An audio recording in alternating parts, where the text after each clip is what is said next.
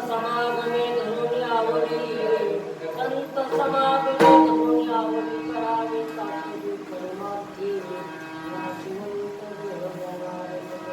आयुष्य धातृपाल तुका मने यह लौकीच्या व्यवहार तुका मने यह लौकीच्या व्यवहार नये डोळे घरे भरून राहू नाशिवंत आयुष्य धातृपाल पांडुरंगा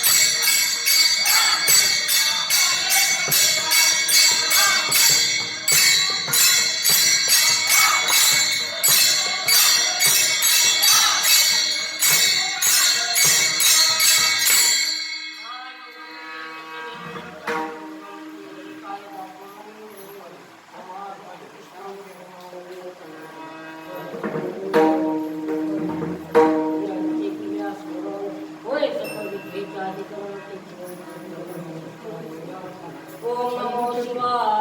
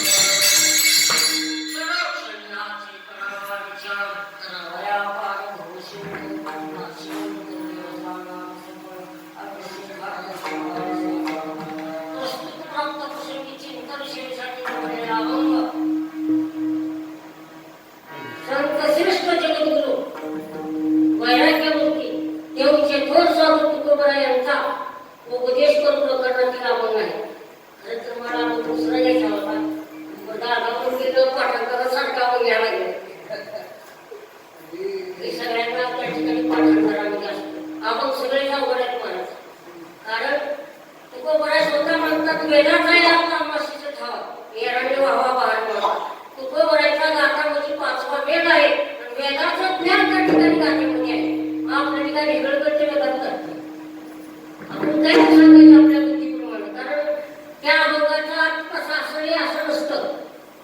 बरोबर आपली जशी बुद्धी असते आणि विशेष काय म्हणलं तर पाठांतरामध्ये असणं म्हणजे आपण मागं म्हणायला पुढं म्हणायला सोपं जाते आणि थोडं पाठांतरामध्ये नसलं की त्या ठिकाणी अवगत जाते असो.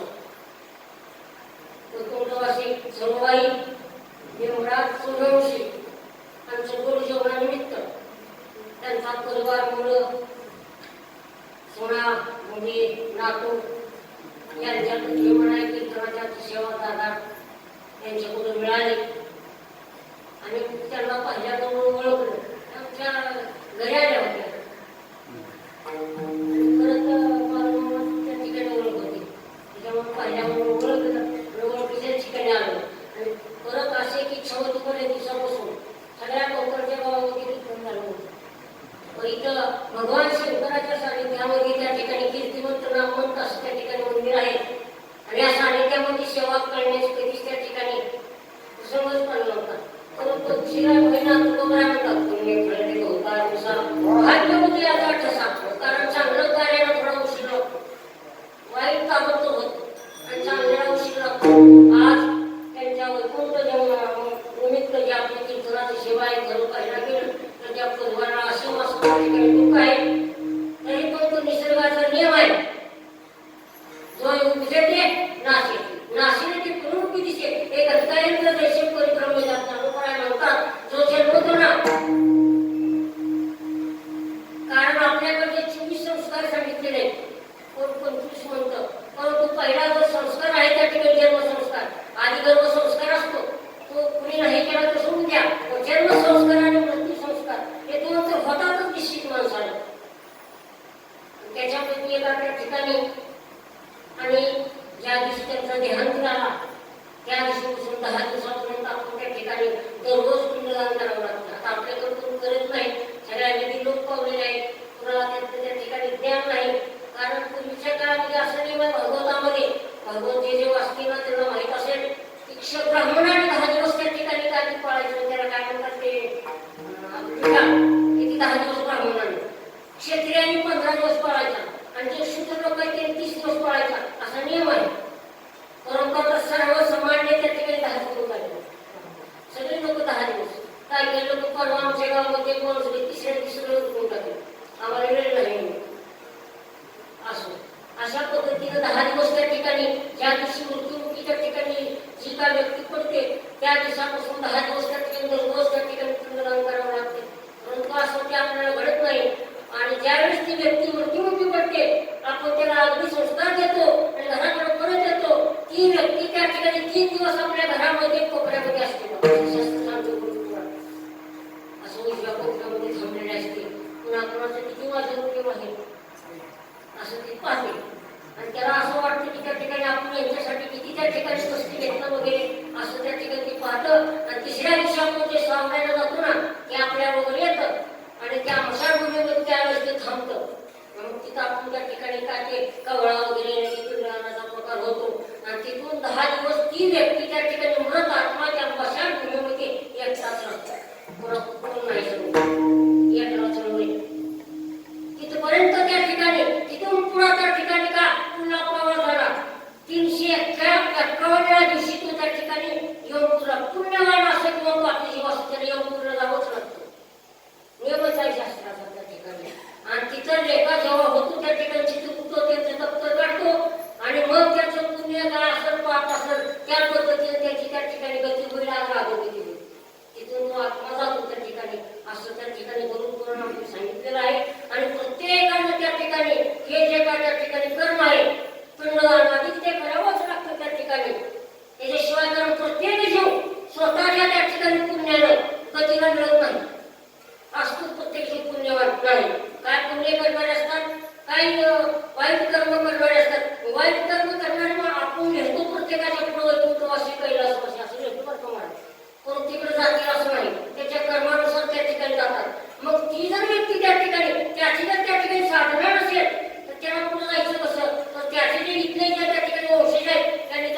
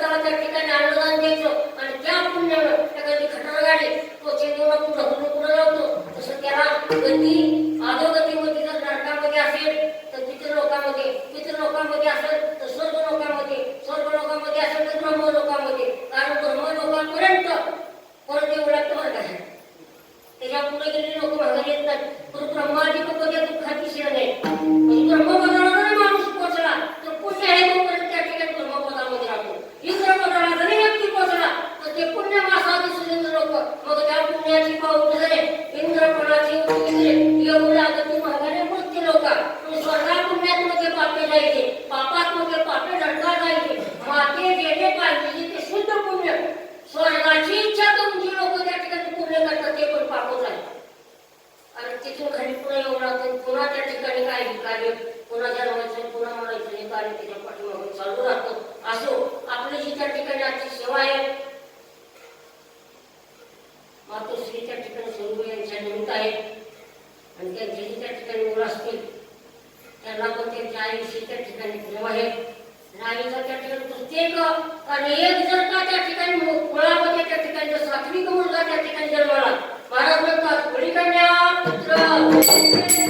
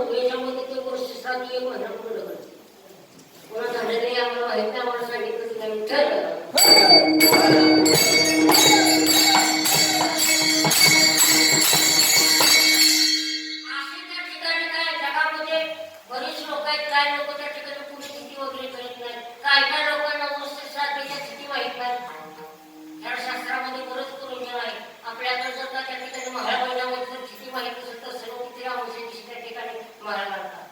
सगळ्यात मोठं त्या ठिकाणी का आपल्या पुण्याच दिवशी आपले निसर्गात त्या ठिकाणी नित्य श्राद्ध करता येतं बरं का. नित्य आपल्या वाडवडिलांचं त्या ठिकाणी स्मरण करायचं. आपण वारकरी वर्ग तुळशीला पाणी घालतो ना, तुळशीला पाणी घालताना पाणी घातले घाटामध्ये पाणी घ्यायचं, आपलं पूर्वजांचं स्मरण करायचं, पाणी सोडायचं नित्य श्राद्ध. त्यांना तिथं कोण पोचतो असं शास्त्रामध्ये. आणि जर आपल्याला किती माहीत नसेल तर अक्षय तृतीया दिवशी त्या ठिकाणी आपण पितृसमासाची उभार करू नाही, त्या दिवशी सर्वांनी घालायचं, सगळं त्यांना पावतो. वर्षभर नाही जमलं तर. आणि त्या दिवशी सगळ्यात मोठा महत्वाचा दिवस आहे, कारण आपली 4 युगाची सुरुवात झाली. परत त्रेता, द्वापार आणि कलियुग. पहिल्यांदा जो सुरुवात झाली ना कलियुगाची, त्यावेळेस पहिला दिवस अक्षय तृतीया होता. त्याला अतिशय महत्व आहे. त्या दिवशी आपल्या पूर्वजांचं त्या ठिकाणी का त्यांना पिंडदान करा असं शास्त्र सांगतो.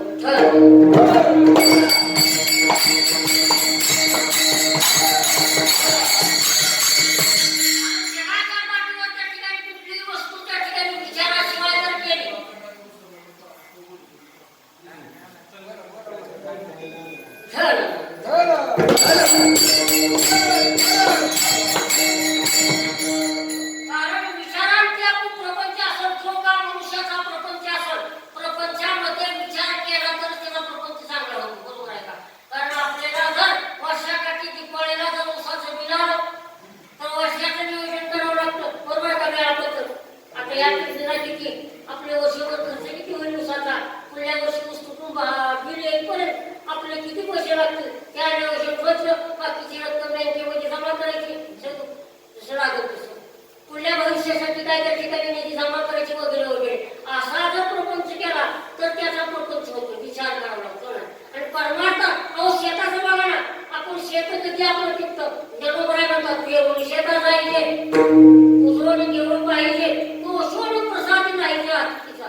ते शेतामध्ये त्या ठिकाणी नांगरणी केली, पुन्हा पुरवण केलं, त्याच्यामध्ये काय पेरणी केली, रोग आणलं, कुंपण केलं, कसं पिकायला ना पेरून शेतात जायचे, मग शेताला बघायचं कसं काय पिकायला. शेतातच गेलं वर्षी करून पुन्हा गेलं लोकांनी पेरलं कसं काय शेत काय. आमचं शेजारी माळावर का तो जरा लहानपणापासून पुणे मुंबईला शिक्षणासाठी होता. आणि ते शेत कोण करायला पुस्तक खूप आला होता भयंकर करून. आणि ती शेताला आले गेले काय चांगलं पिकले म्हणून नाही, कुरकुरा म्हणलं काय चांगलं पिकले जमलं का तसं नाही. तसं आपण त्या ठिकाणी प्रपंच त्या ठिकाणी विचारामध्ये त्या ठिकाणी जर विचारवान व्यक्ती असला तर त्याचा प्रपंच होतो. प्रपंच कोणासाठी होत नाही तो विषय सोडून द्या. कारण आयुष्यभर त्या ठिकाणी मनुष्य प्राणी काय आज चांगलं होईल उद्या चांगलं होईल अशा विचारांची त्या ठिकाणी आयुष्य जातं. परंतु प्रपंचामध्ये कधीच त्या ठिकाणी चांगलं होत नाही. संसारामध्ये काय झालं, एक व्यक्ती रस्त्याने चालला होता, सहज रस्त्याने चालला होता, आणि एक स्त्री सकाळचा पुरवत स्नान करायचं होतं. आणि स्नान करायचं असलं त्या गळ्यामध्ये दागिने असतात ते खोटीला अडकवलं, एक बोरमाळ होती ती खोटीला अडकवली आणि त्या आंघोळीला गेली. तेवढ्यामध्ये एक पक्षी आला, ती बोरमाळ उचलली तुळशीमध्ये घेऊन निघून गेला आणि त्या झाडावरच्या पंढीवर बसला. आणि व्यवहार जिथं बसला होता त्याच्या खाली त्या ठिकाणी नाली बांधली होती आणि सकाळी नळाला पाणी आलं होतं आणि शुद्ध पाणी त्या नालीमध्ये वाहत होतं त्या नालीमध्ये. आणि एक असा वासरू चालला होता, त्यानं सहज नालीकडे बघितलं, त्या नालीमध्ये त्या बोरमाळ्याचं प्रतिबिंब दिसलं त्याला. ते पक्षी तोंडामध्ये घेऊन बसला होता आणि त्यानं नालीमध्ये बघितलं. त्याने विचार केला, अरे नालीमध्ये बोरमाळ पडली म्हणला, उरीस टाकली मागच्या विचार केला तिथं बोरमाळ होती का नाकामध्ये चांगला मसाला गेला. तसं प्रपंचामध्ये आपण त्या ठिकाणी सुख त्या ठिकाणी पाहतो, परंतु आयुष्यामध्ये कसलंच त्या ठिकाणी प्रपंचामध्ये सुख नाही. सुख पाहता सुख बघायला सर्व सुखाची आशा सुखाची आशा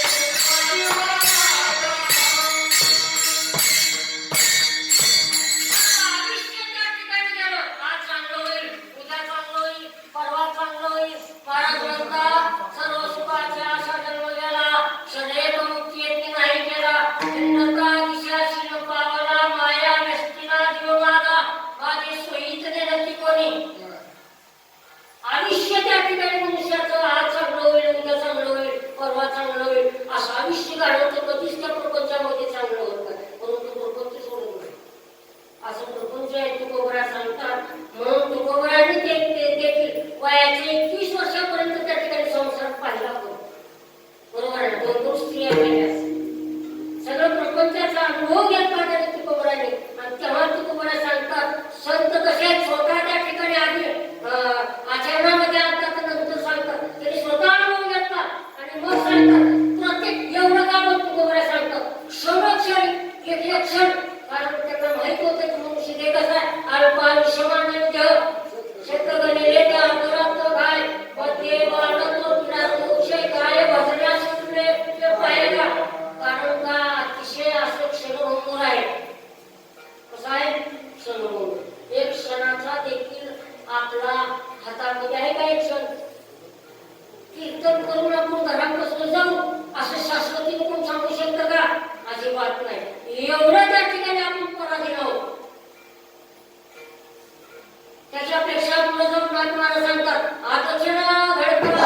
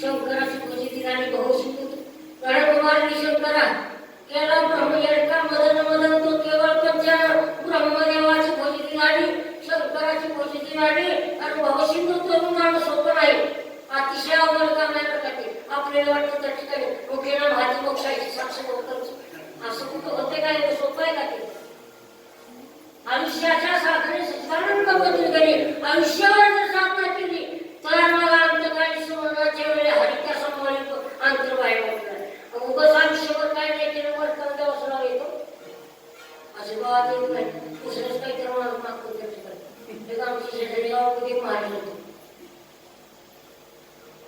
आणि मरायच्या अगोदर त्या ठिकाणी वाईट मागून घालून पुन्हा मिळेल म्हणजे साधना तुम्ही पूर्ण नव्हतं कारण आयुष्यामध्ये त्या ठिकाणी साधना करणार सोपं नाही गोष्ट होतो म्हणून बरं का उगा सहज वाटतं लोकांना भगवान कसं नामचिंतन अहो नामचिंतन ज्ञानोबळा म्हणतात नामामध्ये ग्रंथ श्रेष्ठ एकच ज्ञानदेव एकच नामामध्ये ग्रंथ श्रेष्ठ ज्ञानदेव एकतरी गोळी अनुभवावी एकाचा तरी त्या ठिकाणी गोळीचं अनुकरण कर म्हटलेलं आहे 9033 ची वेदना एका गोळीचं अनुकरण करून म्हणजे त्या पद्धतीनं वाद आता किती बसेल करणारे आहेत लोक गावगावमध्ये त्या ठिकाणी किती लोक गावगाव कीर्तन करणारे महाराज आहेत असं बरंच चाललेलं आहे त्या ठिकाणी परंतु जे साधक आहेत ना ते कुठेतरी तेरला गेले की काका इकडे कालीगोडे गेले की मोडती म्हणा आपण मध्ये जाऊ असं ठरलं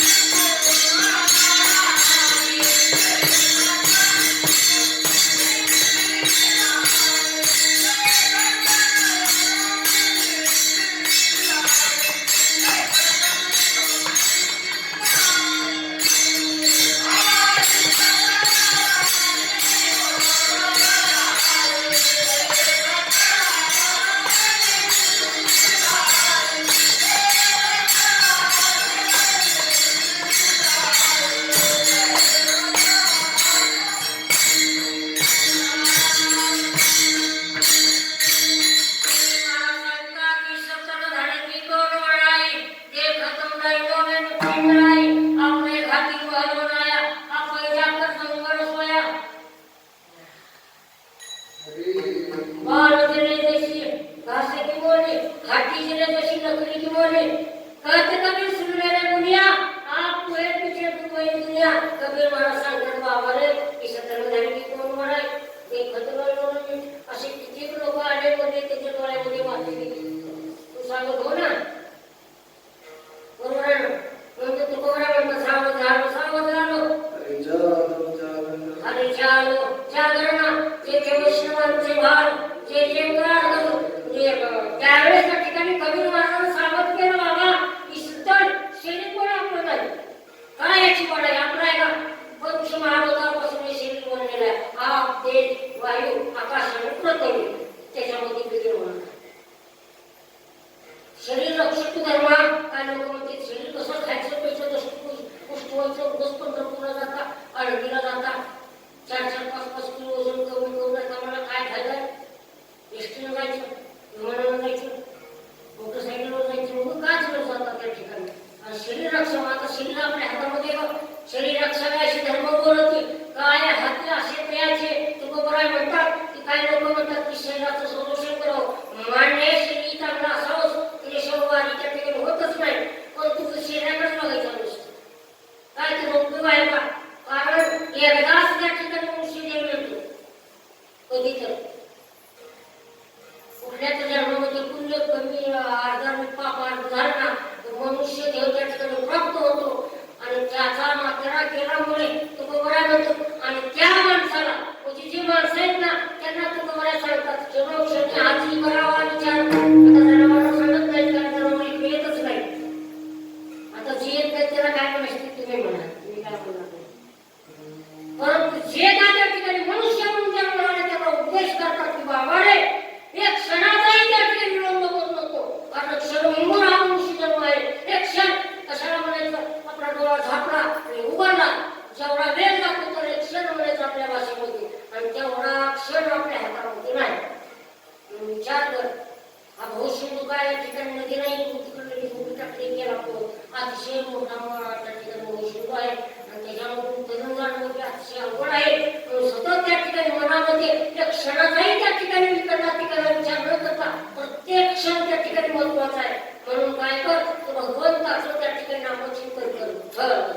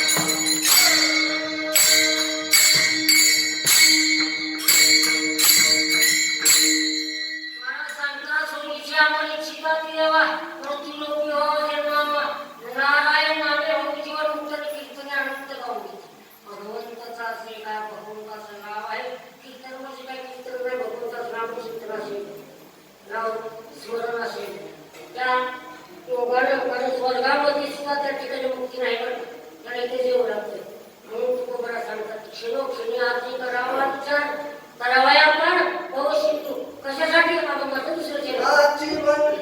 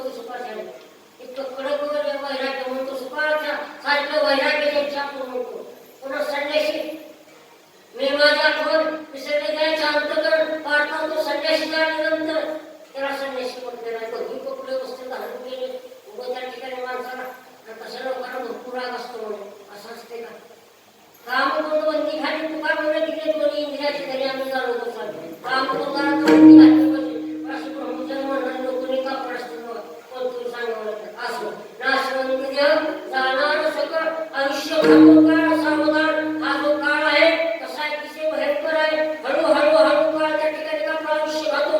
बरेच दृष्टांत आहेत पुस्तकाला पाठ आहे.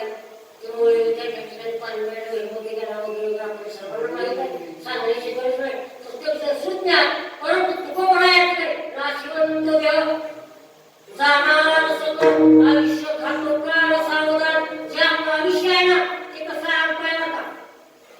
अल्पायुष्य मानव देव शतक गणिले त्या अर्थरात्र काय 100 वर्ष आयुष्य आपले. पूर्वीच्या लोकांना होतं आता नाही. नेहमी झोपेमध्ये गेले आता झोपेत गेले. पुन्हा त्या ठिकाणी लहानपणामध्ये काही कळत नाही. पुन्हा तरुणपणी विषय नका. पुन्हा म्हातारपणी अजून परिचय नका. पुन्हा मारायचं. पुन्हा दुसरा जन्म. पुन्हा तिथे प्रपंच आला. प्रत्येक प्रपंचामध्ये त्या ठिकाणी म्हणजे कुठलीही येऊन असतो तिथं प्रपंच आहे. म्हणून फक्त याच जन्मामध्ये त्या ठिकाणी काय कर तू सावध हो आणि त्या ठिकाणी काय कर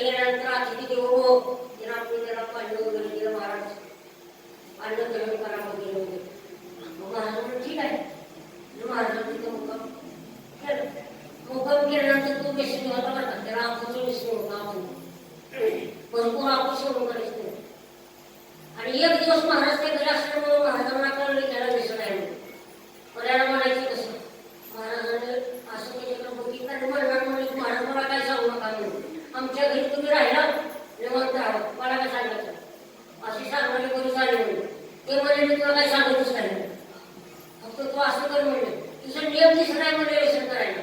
मी बघतो मला कधी बाहेर वेळे व्यसन करतो मला, सकाळचं दुपारचं असं करतो म्हणले, टायमाचे टायमाला कधी जा म्हणले, कधी जा टायमाचे टायमाला असे योग्य त्याला वापर कधी जा म्हणले. महाराज चांगले असे कोणच भेटले नव्हतं म्हणजे आतापासून कधी जा म्हणले. वा तुम्ही गाडीवर भेटले म्हणजे करू नको महाराज करू लागते म्हणे. वा वा महाराज म्हणजे 4 दिवस राहत हे काय म्हणे महाराज व्यसन कर पण काय करू म्हणे तरस वाढवून आणि तरस वापरून दररोज व्यसन करी जा म्हणे वापरून म्हणजे तरस वाढला आणि त्याला महाराज कर म्हणजे वाढून आणि म्हणजे अर्ध्या वेळेस वापर आणि त्या अर्ध्या वेळेच्या वापरात रोज आपण घ्यायची खायची एकदा ते खा म्हणजे काय त्याला प्रमाण नाही ठीक आहे म्हणजे फक्त एक कर म्हणजे मग काय तरी ते माप पाडलं अर्ध्या वेळेस त्या ठिकाणी माप पाडलं ते पाडलं आणि त्यावेळेस महाराज म्हणजे माप टाकून दे म्हणजे ते खडू पडला होता खडू ते खडू टाकला त्याला मला अर्ध्या वेळेस खडू सुरू होते जास्त लागले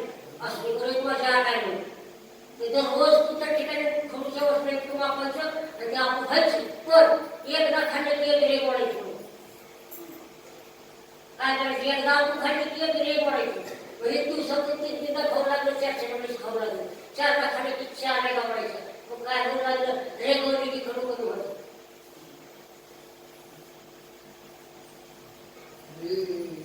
रेग वरली की खडू कमी व्हायचा वजन कमी झालं की हळूहळू तिच्या आपण कमी होत गेली आणि एका दिवशी खडूही संपलं मिसळही संपलं ठरलं